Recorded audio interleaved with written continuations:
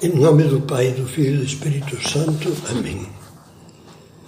Vinde, Espírito Santo, enchei os corações dos vossos fiéis e acendei neles o fogo do vosso amor.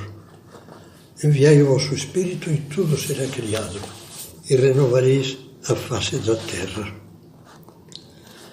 Vamos à 10ª meditação, e será a última dessa parte dedicada ao esforço e à oração para conseguir as virtudes. Já falávamos na meditação anterior da perseverança. Vamos considerar agora os frutos da perseverança. E a partir daí, todas as nossas meditações serão sobre virtudes concretas. Frutos da perseverança. São Tiago, na sua carta, diz que a perseverança leve consigo uma obra perfeita. A perseverança sempre acaba dando fruto de virtude madura.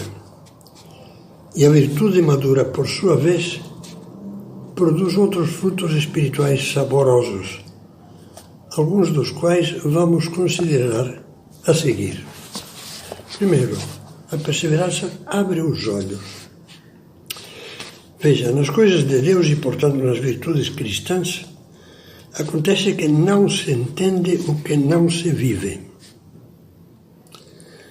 Quando as virtudes não se exercitam, cumpre-se ao pé da letra a profecia de Isaías, que Jesus citou diversas vezes. Ouvindo, ouvireis, mas não compreendereis. E vendo, vereis, mas não percebereis. É que o caminho cristão, e em geral todo o caminho de Deus, só pode ser visto com um coração limpo. Os puros de coração verão a Deus. Lemos nas bem-aventuranças. Coração limpo e esclarecido pela luz do Espírito Santo, que, como diz São Paulo, ilumina os olhos do coração. Portanto, duas condições: pureza e luz sobrenatural, que se cumprem em quem luta sinceramente por praticar as virtudes, com amor e confiança em Deus. Vejamos um exemplo. Alguns por aí fora de São José Maria ouvem falar de castidade e sorriem. Pois bem, faz alguns anos li numa conhecida revista semanal este comentário sarcástico e aberrante de um articulista. A castidade é a doença sexual mais incompreensível. Em confronto com essa cerração, o mesmo santo São José Maria, que orientou milhares de jovens para valorizar a prática feliz da castidade, afirmava: a castidade é uma afirmação jubilosa, e esclarecia: a castidade, a de cada um no seu estado de vida, solteiro, casado, viúvo, sacerdote, é uma triunfante afirmação do amor. Aquele que, movido pelo amor cristão, se esforça por viver as virtudes, descobre assombrado, como lemos em Caminho, com cor e relevo imprevistos, as maravilhas de um mundo melhor, de um mundo novo, o universo de Deus. Foi o que aconteceu com Santo Agostinho, que depois da conversão não achava palavras para descrever o que os olhos da sua alma estavam vendo. Tarde te amei, ó beleza tão antiga e tão nova, tarde te amei. Chamaste, clamaste e rompeste a minha surdez. Brilhaste, resplandeceste e a tua luz afugentou a minha cegueira. Exalaste o teu perfume e respirei. Suspirei por ti. Saboreei-te e agora tenho fome e sede de ti. Tu me atingiste e agora estou ardendo no desejo da tua paz. Outro fruto da perseverança: dilata o coração. Esta é uma bela expressão que encontramos no Salmo 119. Dilataste o meu coração, diz dirigindo-se a Deus. É outro dos frutos saborosos da fidelidade para com Deus, da perseverança na luta. A constância de São Paulo produz a virtude a toda a prova. Esta produz a esperança. E a esperança não nos deixa desiludidos, porque o amor de Deus foi derramado em nossos corações pelo Espírito Santo que nos foi dado. É um texto maravilhoso. É um retrato da alma de um filho de Deus. Como fruto da graça de Deus, a graça do Espírito Santo, e da luta perseverante pelas virtudes, o coração de Paulo se encheu de uma esperança que o lançava, cheio de coragem e alegria, para horizontes cristãos cada vez maiores. Seu coração se dilatou. Não se conformava com o que já era e o que já tinha feito.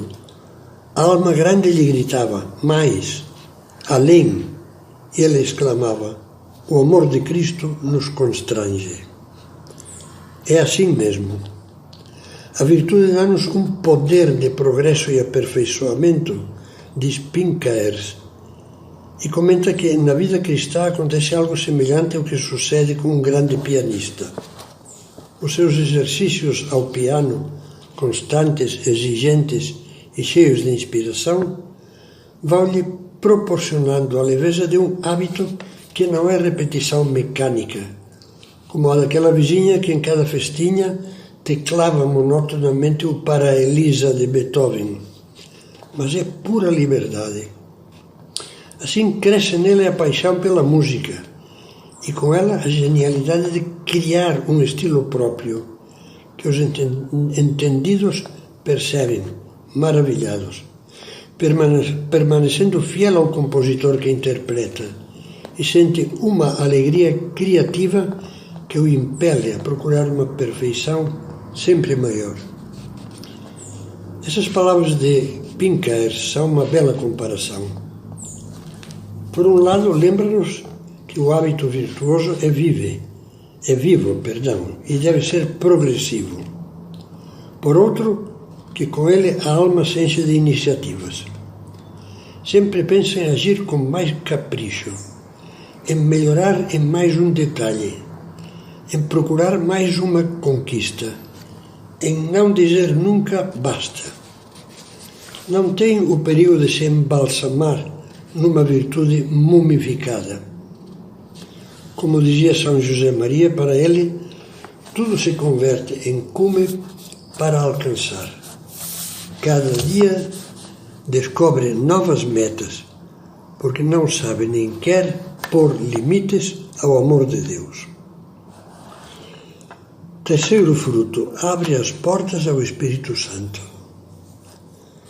Já sabemos que, à diferença das virtudes dos pagãos, as virtudes humanas do cristão têm como alma que as inspira e como finalidade o amor a Deus, ao bem, ao próximo. E que sua seiva vivificante é a graça do Espírito Santo. São Tomás de Aquino lembra que não é possível desenvolver uma virtude verdadeiramente cristã, ou seja, vivificada pelo amor, sem que cresçam ao mesmo tempo as outras virtudes.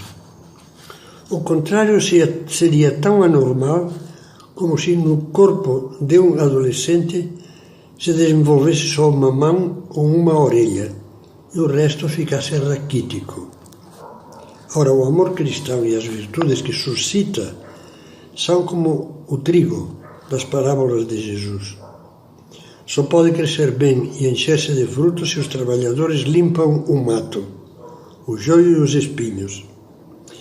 Essa justamente é a tarefa da mortificação cristã: limpar, libertar o campo do mal que o torna estéril, da falta de amor, para abrir espaço à ação santificadora do Espírito Santo.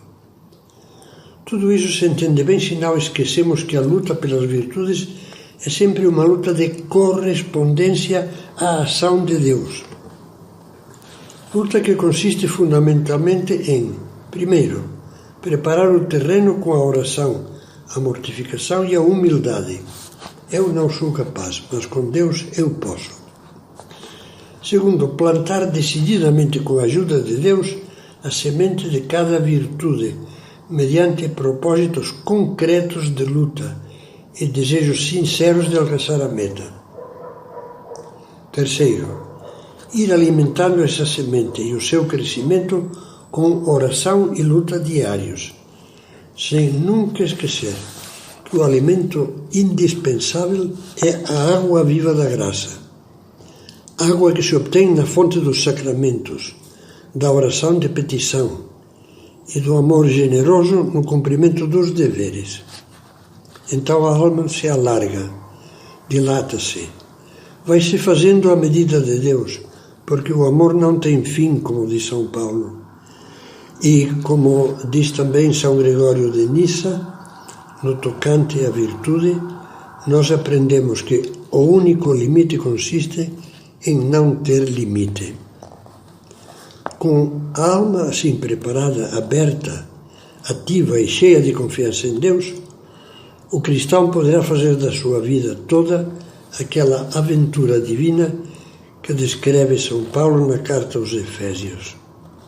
Que o Pai, Deus Pai, vos conceda, segundo as riquezas da sua glória, que sejais poderosamente fortalecidos pelo seu Espírito no homem interior, para que Cristo habite pela fé nos vossos corações, arraigados e fundados no amor, até atingir o estado de homem perfeito, à medida da estatura completa de Cristo. A identificação com Cristo, que é a meta da vida e das virtudes cristãs.